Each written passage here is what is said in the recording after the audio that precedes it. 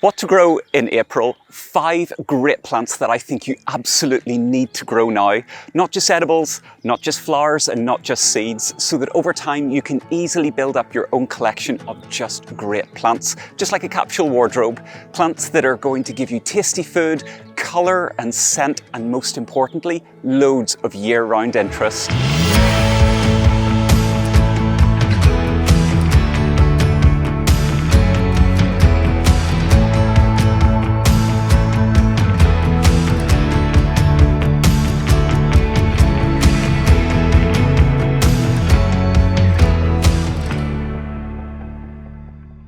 Hey everyone, how's it going? And welcome to April in the garden, where the leaves are just starting to open on the trees.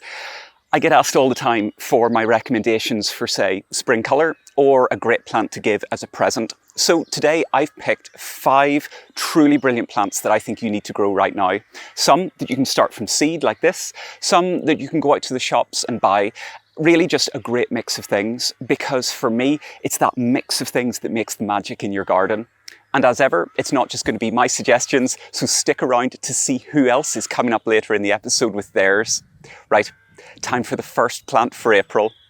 I'm going to recommend a super easy edible to grow, because there is something just so rewarding about getting something that you can easily get started from seed that's going to give you a great harvest. And it's courgettes. What's great about courgettes is that they're really fast to grow. They're really quick then to crop, because you only have to get them started in April because they are tender. But within a couple of months, these are going to start producing courgettes for you. And when I say they are going to start producing courgettes, they are going to produce a lot. Once these things get going, you're going to be picking at least a couple per week per plant. And what's really lovely is that I like growing things in the veg garden that are either going to save me money compared to the supermarkets, or let me grow something that's just that little bit different from what you can get in the supermarket. And for courgettes, you can actually tick both of those boxes. Courgettes, for something that grows and harvests so prolifically, they're surprisingly expensive to buy a couple of them in the shops at the moment, and really you only get the regular plain green ones. Well, when it comes to seeds, the choice is yours. You can go for something like Black Beauty, which is a very standard kind of courgette, but equally something like Gold Rush is going to give you something a little bit special, lovely yellow fruits. Or equally, just go for a very plain variety. It doesn't matter. Whichever you go for, they're going to grow really easily for you. What I love about them as well is they're great to get going with kids, and getting kids into gardening is such a good thing to do. These are perfect because rather than being like tiny fine seeds that are difficult to sow, each seed is quite big, little hands can handle them easily, and you don't have to plant these in any really quite delicate way. Pop one seed into a little 7.5, 3-inch pot. Give it a little bit of heat, again, a bit like the tagetes, in a propagator or on a sunny windowsill. They're going to germinate really quickly. Pot them on to get them just that little bit bigger, and then plant them out once the fear of frosts is gone. They're going to grow really quick. You're going to have a lovely, abundant harvest. You will have so many courgettes. You're going to have to eat them all the time, and you're going to have to give them away to friends. You're going to have to freeze them. If you don't already grow courgettes, give them a go. It would not be spring without considering my next plant recommendation that's going to bring you colour, form, and most importantly, a huge hit of fun into your garden. Want to know what it is? Okay, Andie from Dahlia Beach is here to tell all. Now that April is here, it's finally dahlia planting season, and as a dahlia farmer, no one is more excited about getting started than me. Now, if you haven't planted a dahlia before, firstly, you don't know what you're missing, and secondly, they are literally the easiest and the most prolific flowering flower you could possibly grow. So the thing I absolutely love, and people often ask me, why a dahlia? What is it so special about a dahlia? Well, the thing is they cut and come again. So the more you pick, the more you get. Not like these tulips. Once they're done, they're done. No, not per dahlia. Plant a tuber in April, May time. It'll flower from August right the way through till the first frost, usually around the end of October, November. And the more flowers you pick, the more flowers the plant will produce. Now, the best thing about dahlias is they literally come in every single size, shape and colour. So when I meet people at shows and they're like, I don't really like dahlias, I'm like, well, you don't like flowers. They have the beautiful single varieties, which are fantastic for the bees and the pollinators and the butterflies. And then you've got these massive dinner plate varieties, which are literally the size of my head, like the cafe au lait, for example, which is very popular with weddings. And they all stem for these really ugly looking tubers. Now, they are like a bit like a potato. You plant them in the ground that way up. They don't like being frosted, so whatever you do, don't plant them outside until the threat of frost has passed. If you do have a greenhouse, the beginning of April is the perfect time to get them potted and started off inside. But fear not, if you don't have a greenhouse, you can just stick them directly into the soil around the end of April, beginning of May, depending on where you are in the UK. Now, dahlias originate from Mexico, so they really don't like it when the temperatures are too cold and too wet. I know where they're coming from. So whatever you do, make sure that the soil is really good and free draining and you plant them in full sun. Beware of the frost. Once a tuber gets frosted, they will go mouldy and mushy. No flowers will grow from a mouldy, mushy tuber. So make sure before you plant them out in the garden that the threat of frost has passed, and you can always check using one of the websites on the last frost date where you are in the UK. And to think that you could get 20 flowers of one single ugly tuber like this one, it's definitely bang for your buck. If that does not make you want to go out and spend way more money than you should on dahlias, then I don't know what will.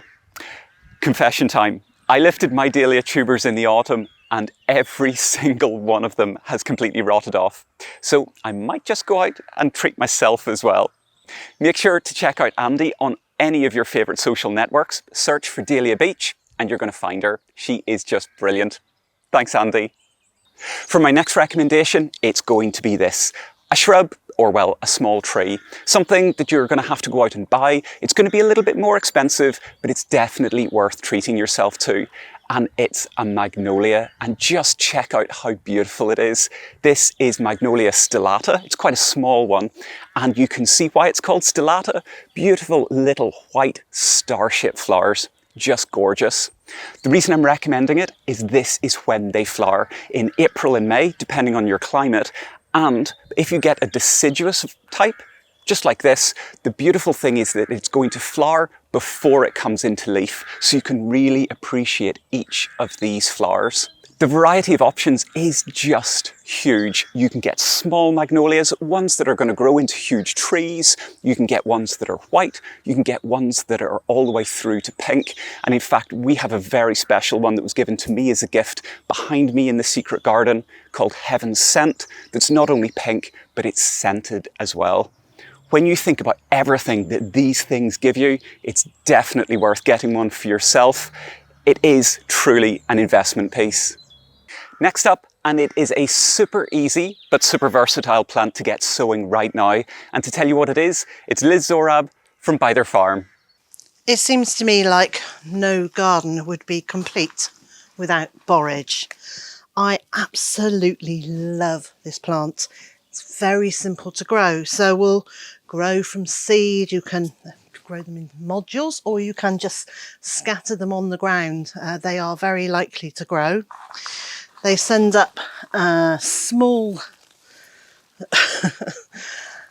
plants. They've got slightly hairy leaves, and then they produce these flower heads. The most amazing flowers that look like little 5-petal stars that fold back and the centre protrudes.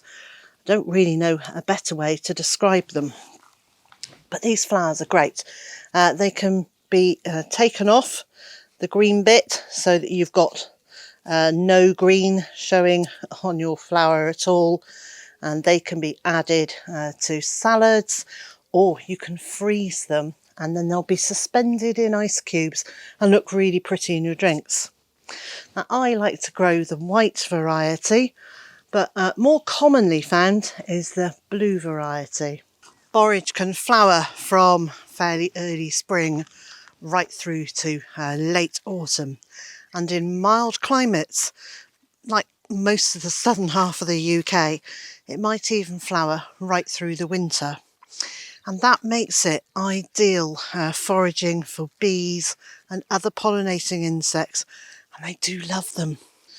One of the other things that I really like about them is they are very forgiving if you want to lift a few and transplant them.